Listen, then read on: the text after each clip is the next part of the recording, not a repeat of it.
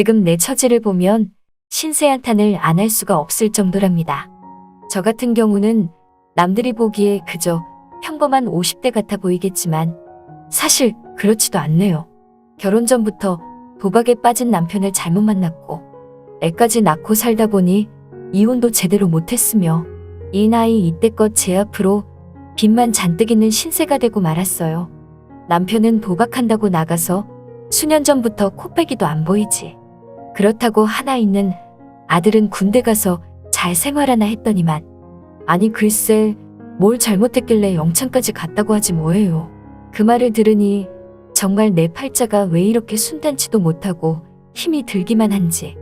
정말이지 하루도 건너뛰지 않고 매일매일이 제게 있어 힘든 하루의 연속이랍니다. 그런 하루 속에서 그들이 또 찾아와 오늘은 어떻게 나를 쥐어짤지 이제는 정말 초조해지기까지 하네요. 아무튼 이런 제가 먹고는 살아야겠고 해서 여느 날처럼 식당 설거지 일을 하러 나가려는 그 순간 아니나 다를까 그들이 또 나타났어요. 깍두기 머리를 하고 검은 정장을 입고 몸에 용문신을 비롯한 각종 문신이 가득한 그들. 오늘은 그 무리들 3명이 제 앞에 나타나서 남편 어딨냐고 또 난리를 피우네요. 저는 정말 모른다고 말하며 도박하러 나가서 연락 안 된 지 오래됐다고 했지만 그들은 제 말을 여지없이 믿어주지 않는답니다. 그리고 제 앞으로도 빚이 있어서 그런지 그거 가지고도 저를 피말려 죽일 셈인지 몰라도 얼마나 저를 못살게 굴고 힘들게 하던지 오늘은 저보고 하는 말이 자기네들이 매번 그냥 말 몇 마디만 하고 가니까 진짜 말로만 그런 것처럼 보이냐면서 이번에 진짜니까 더 이상 험한 꼴 보기 싫으면 내일까지 그 돈 꼭 갚으라고 엄포를 놓더라고요. 그러면서 이번에 못 갚으면 그땐 지금 하고 있는 설거지 일도 제대로 못할 거라고 하지 뭐예요. 그 말을 들으니 정말이지 더는 살기 싫었어요. 매번 그들에게 그냥 바보처럼 당하기 일쑤였던 나지만 이제는 정말 더는 피할 곳도 없어서 그럼 마음대로 하라며 어디 나 같은 아줌마에게 그 큰 돈이 하루아침에 마련이 되겠냐며 누가 어깨들 아니랄까봐 나약한 사람 한 명 데리고 매번 뭐하는 짓이냐면서 저도 막 쏘아붙였죠.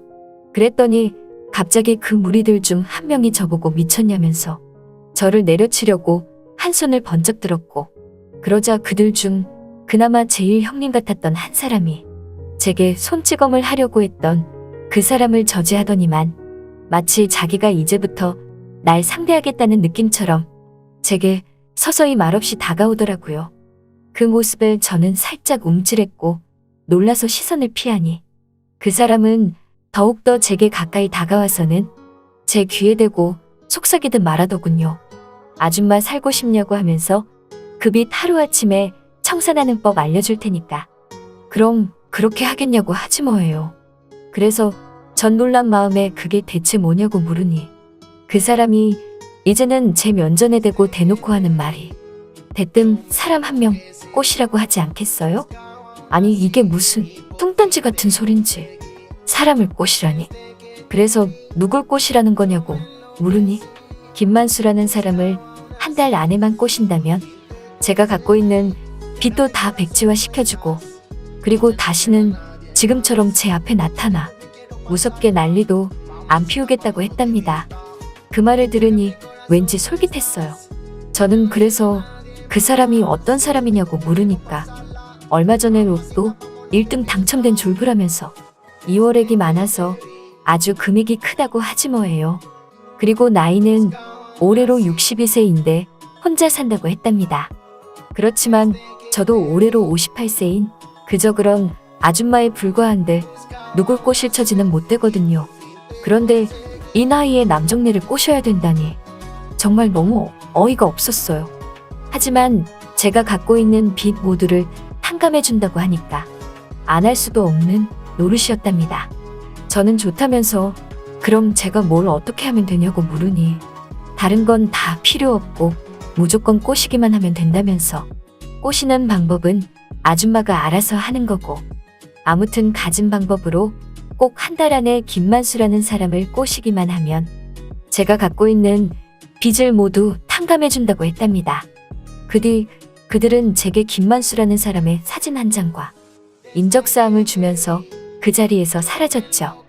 그날 설거지 일을 하러 나가서 아는 생각이 들더군요. 그러던 중 식당 사장이 저보고 왜 이렇게 일이 더디냐면서 그날따라 갖은 구박과 면박을 주는데, 아니 내 나이 또래의 사장에게 고작 설거지 일이나 하면서 면박이나 당하고 무시당하며 이런 일까지 해야 하는 내 자신이 너무나도 싫었답니다. 그날따라 정말 싫었어요. 어떻게든 저도 남들처럼 평범한 중년을 넘어 노년으로 접어들고 싶다는 생각이 들었죠. 그렇기 위해선 우선 제가 갖고 있는 빚 모두를 청산해야 했답니다. 하지만 보셨듯이 저는 고작 설거지 일이나 하며 하루하루를 연명하는 신세이다 보니 제가 갖고 있는 그 많은 빚을 청산할 처지가 절대 못 됐죠. 그래서 그런가 몇 번을 생각하다가 까짓것 한번 해보자라는 생각이 들더군요. 그래서 한번 꼬셔보겠다는 다짐을 하며 실행에 옮겨보기로 했어요. 사실 저 같은 경우는 그래도 젊어서 못생겼다는 소리는 못 들어봤답니다. 그리고 다행인 게 저는 그래도 이 나이에 뚱뚱하지 않고 날씬한 편이거든요. 그러니 뭐 잘만 하면 승산이 있겠다 생각했어요. 사진 속 김만수라는 사람 얼굴을 보니 순박해 보이는 게 왠지 제대로 내가 꼬시기만 하면 넘어올 듯 보였답니다. 하지만 막상 저 사람에게 어떻게 다가가야 하는지 고민이었어요. 꼬시기 위해서는 제가 그 사람에게 다가가야 하는데 어떻게 다가가야 자연스럽게 다가갈 수 있는지 너무나 고민이 됐죠. 그렇게 몇 날 며칠 기회를 엿보며 저는 그 사람을 점차 미행하기 시작했답니다. 그 사람의 행적이 궁금했거든요. 그렇게 행적을 쫓다 보니 로또 1등에 당첨돼서 벼락부자가 됐다던 그가 매일 찾는 곳이 한 군데 있었어요. 거긴 바로 그 사람이 사는 동네의 다방이었죠. 오래된 다실과도 같은 다방에 그는 매일 아침부터 출입을 하더라고요. 그래서 저도 선글라스를 끼고 손님인 척 달아가 봤더니 역시나 그 사람은 옆에 아가씨를 앉히고 히덕거리며 쌍화차인지 커피인지를 마시더라고요. 그러기를 1시간쯤 지나니 그제서야 그 다방을 나섰답니다. 그때 결심했어요. 매일 찾는 곳이 이곳이니까 여기에 취직해서 김만수라는 저 사람을 꼬셔봐야겠다 생각이 들었죠. 그리고 다방이니까 쉽게 꼬실 수 있으리라 여겼어요. 그래서 전 조심스레 다방 여사장에게 물었어요.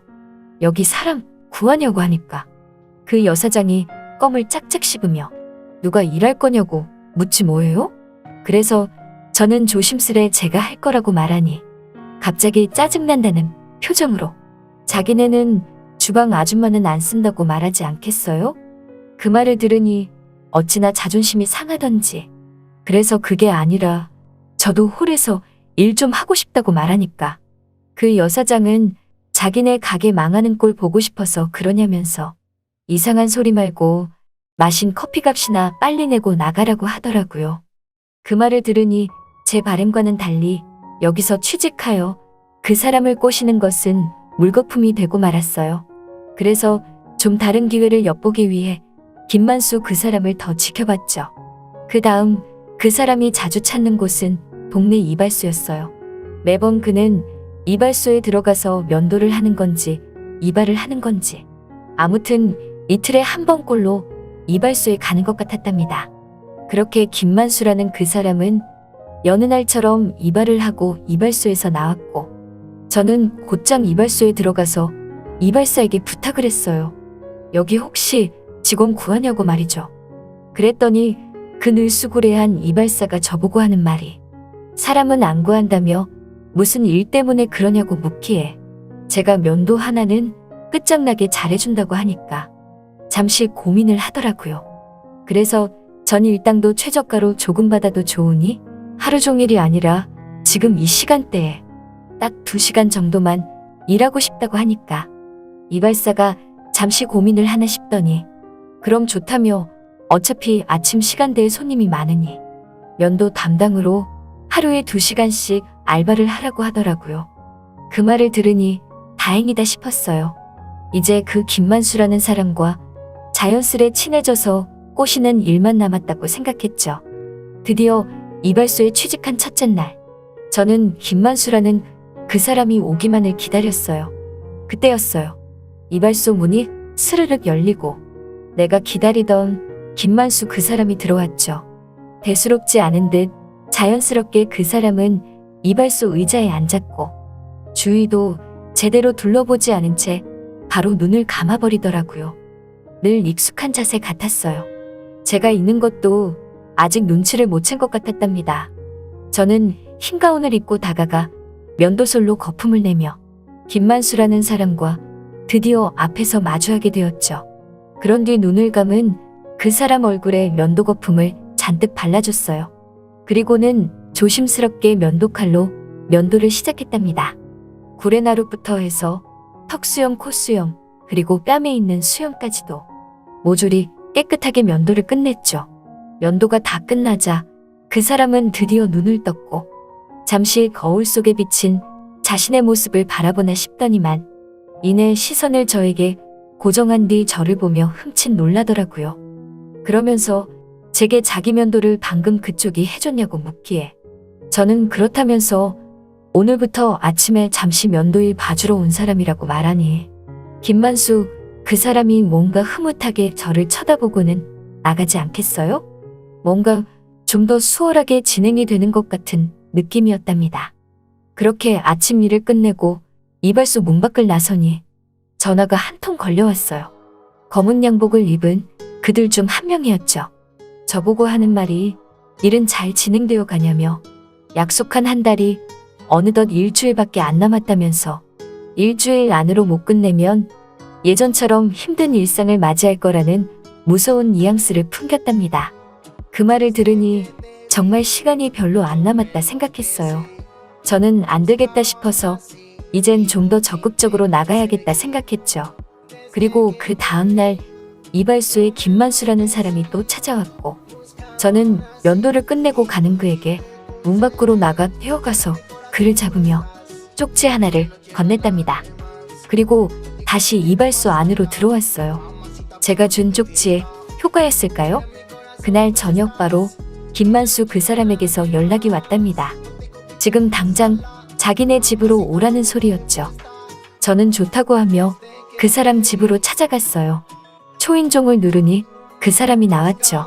그러면서 제게 하는 말이 지압도 그렇게 잘하냐면서 오늘 어디 한번 잘 좀 부탁한다고 하지 뭐예요. 그렇게 전 그 사람네 집에서 있는 힘껏 지압을 시작했어요. 그러다가 얼마 뒤 방문까지 걸어 잠그게 되었고 어느덧 아침이 밝았답니다. 글쎄 눈을 떠보니 제가 이 사람 옆에서 보고 있지 않겠어요? 저는 그런데 깨지 않았어요. 그냥 정말 이 사람이 지압이다 생각하고 그렇게 자고 있었죠. 그러자 이 사람도 눈을 떴고 그제서야 저도 자연스레 일어났어요. 저보고 대뜸 하는 말이 자기도 사실 어제 이발소에서 나를 보고 첫눈에 마음에 들었다면서 그런 나와 이렇게 빨리 친해질지 몰랐다고 하더라고요.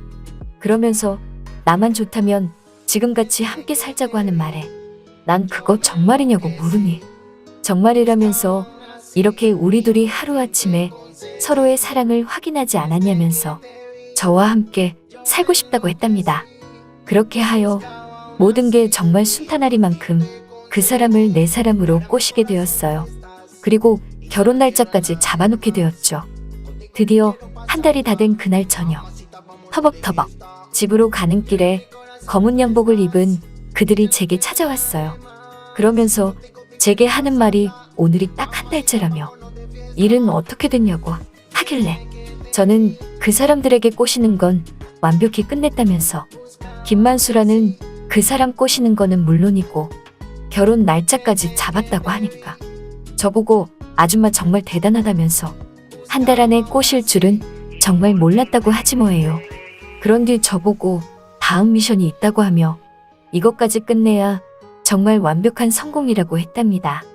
저는 놀란 마음에 그게 대체 뭐냐고 물으니 김만수 그 사람이 갖고 있는 재산 중 5억을 자기네 쪽으로 넘기라고 하지 뭐예요. 그래서 전 그런 말은 없던 거 아니었냐고 말하니까 그럼 꼬시는 것만으로 모든 게 끝나는 줄 알았냐면서 돈까지 자기네 쪽으로 넘겨와야 이 미션은 완벽히 끝나는 거라고 했답니다. 그렇게 말을 끝낸 뒤 그들은 사라졌답니다. 그리고 뒤를 돌아섰는데 글쎄 한 손에 꽃다발을 든 김만수 그 사람이 대체 여길 어떻게 찾아왔는지 이 모든 상황을 다 지켜봤다는 듯 분노에 찬 얼굴로 글썽거리며 저를 쳐다보지 않겠어요? 저는 놀란 마음에 여긴 어쩐 일이냐고 떨리는 입술로 물으니 들고 있던 꽃다발을 내 앞에서 내팽개쳐 버린 후에 대꾸도 없이 그 자리에서 차를 몰고 휙 사라지더라고요. 저는 뭔가 크게 잘못됐다는 걸 깨닫고 곧장 김만수 그 남자네 집으로 찾아갔어요. 보니까 차가 집 앞에 세워져 있더라고요. 집에 있는 게 분명해 보였답니다. 하지만 몇 번을 초인종을 눌러봐도 꿈쩍도 안 하길래 살며시 대문을 밀어보니 대문이 스르륵 열리더라고요. 자연스레 문을 열고 들어와 보니 집안에 불은 다 꺼져 있더라고요. 저는 불이 꺼진 캄캄한 집안에서 계시냐면서 오해가 있는 것 같다고 말을 하니 그때였어요. 어둡고 조용한 집안에서 갑자기 누군가 제 팔을 확 잡아 끌어당겼고